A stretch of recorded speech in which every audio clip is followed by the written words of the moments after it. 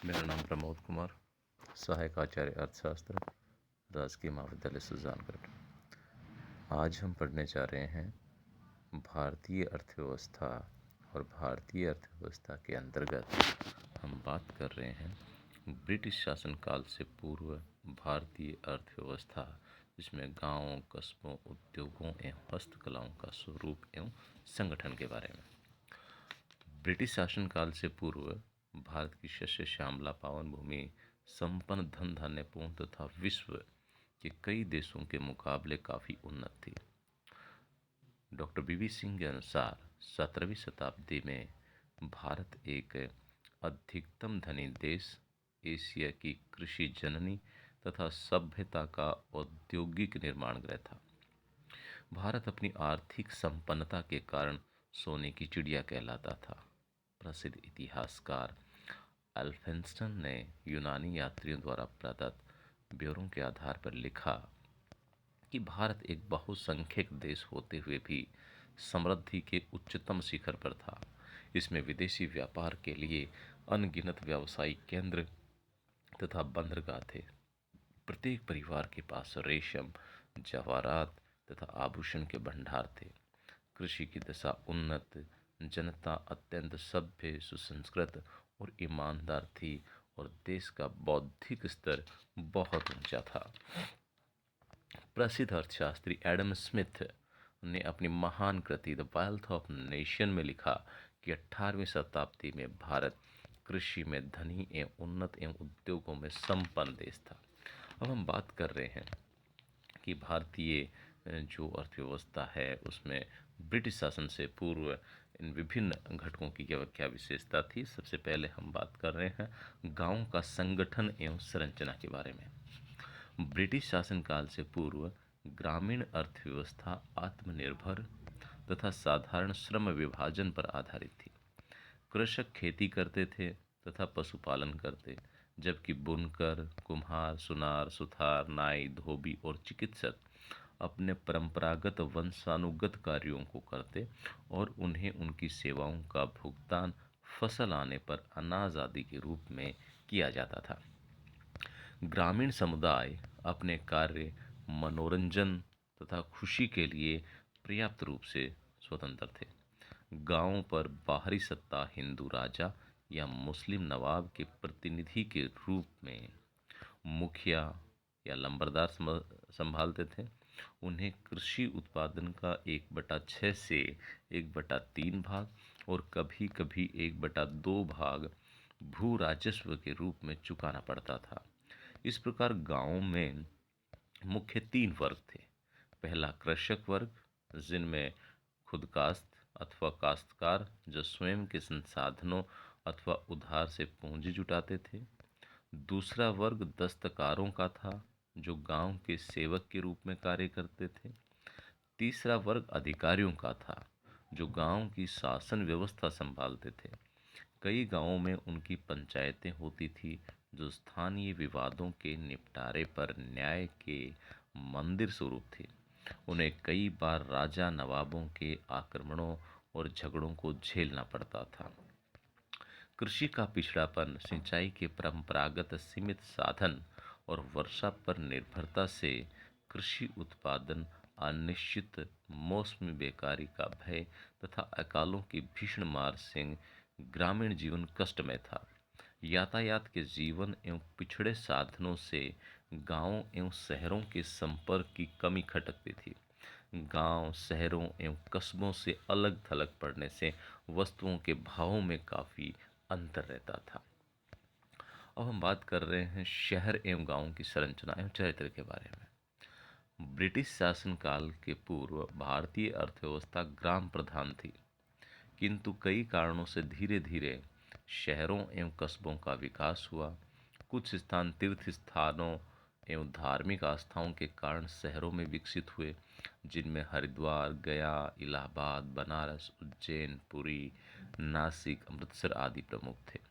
कुछ स्थान राज्य की राजधानी अथवा न्यायालय होने से कस्बों और शहरों में तब्दील हो गए, जिनमें दिल्ली, लखनऊ, लाहौर, पूना आदि। कुछ स्थान व्यापार तथा उद्योग के केंद्र के रूप में शहरों और कस्बों में बदल गए, जिसमें कतिपय उदाहरण बेंगलोर, हुबली, ढाका और मिर्ज़ापुर आदि हैं। इन कस्बों एवं शहरों में रहने वाले लोगों का आर्थिक जीवन कई व्यावसायिक एवं व्यापारिक गतिविधियों के कारण ग्रामों की अपेक्षा अधिक उन्नत एवं संपन्न था। आवागमन एवं संचार के साधन अपेक्षाकृत बेहतर होने से वस्तुओं और सेवाओं का बाजार बढ़ता गया। अब हम बात कर रहे हैं ब्रिटिश शासनकाल से पूर्व उद्योग एवं हस्तकलाएं। यद्यपि ब्रिटिश शासनकाल से पूर्व भारतीय अर्थव्यवस्था कृषि प्रधान थी, किंतु इसके बावजूद भारतीय दस्तकारों द्वारा निर्मित कई कलात्मक वस्तुएं विश्व विख्यात थी। इनमें संपूर्ण भारत में फैला वस्त्र उद्योग प्रमुख था। ढाका की मलमल, बंगाल के छपे वस्त्र, बनारस की साड़ियाँ, लखनऊ की छींट, अहमदाबाद के धोती दुपट्टा तथा नागपुर और मुर्शिदाबाद के रेशमी बॉर्डर कपड़ों की संपूर्ण विश्व बाजार में धाक थी। भारत के सूती वस्त्रों के अतिरिक्त कश्मीर, अमृतसर तथा लुधियाना की कलात्मक शॉलें भी विश्व बाजार में लोकप्रिय और प्रसिद्ध थी। दिल्ली में कुतुब मीनार के पास अशोक का लौह स्तंभ भारत में धातु शोधन उद्योग की एक अनुपम मिसाल है। भारत में इसके अलावा भी कई हस्त निर्मित कलात्मक वस्तुओं, संगमरमर की वस्तुएं, पत्थरों पर खुदाई का सामान, विभिन्न प्रकार के आभूषण, तांबा, पीतल तथा कांसे के बर्तन, धातुओं पर नक्काशी तथा लकड़ी पर खुदाई का काम आदि का निर्माण लोकप्रिय था। भारत के दस्तकारों द्वारा निर्मित अनेक प्रकार की कलात्मक वस्तुओं की खरीद बिक्री केवल देश तक ही सीमित नहीं थी, बल्कि इन वस्तुओं का बड़े पैमाने पर विदेशों में निर्यात भी किया जाता था। इजिप्शियन ममियाँ भारतीय मलमल में लपेटी जाती थी। इंग्लैंड की महिलाएं भारत की छींट तथा छपे कपड़ों को पहनने में फख्र महसूस करती थी। भारत से सूती एवं ऊनी वस्त्रों के साथ साथ मिर्च मसाले, अफीम, नील, दालचीनी आदि वस्तुओं को यूरोपीय देशों को निर्यात किया जाता था। इसका विवरण कई ग्रंथों में भी मिलता है। 17वीं शताब्दी में भारत कई यूरोपीय देशों के मुकाबले औद्योगिक दृष्टि से संपन्न था और देश में कई उन्नत औद्योगिक केंद्रों में निर्मित कलात्मक वस्तुओं की विश्व बाजार में धाक थी। विश्व के कई देशों के व्यापारी भारत के समुद्र तट पर भारत का निर्मित माल खरीदने आते थे और वे अपने साथ बहुमूल्य धातुएं, सोना, चांदी, लाल मणि तथा हीरे लाते थे और उनके बदले में भारत में निर्मित कलात्मक वस्तुएं, ऊनी एवं सूती कपड़े, रेशम एवं जरी के कपड़े, नील, तंबाकू, शोरा आदि खरीद कर ले जाते थे। यूरोप 17वीं एवं 18वीं शताब्दी में भारतीय उद्योग निर्मित माल का प्रमुख ग्राहक था। बेंगलोर, बनारस, मिर्ज़ापुर व्यापारिक केंद्रों के रूप में दिल्ली, पूना, लखनऊ आदि राजधानियों के रूप में तथा इलाहाबाद, बनारस, गया आदि तीर्थ स्थलों के रूप में प्रमुख नगर थे।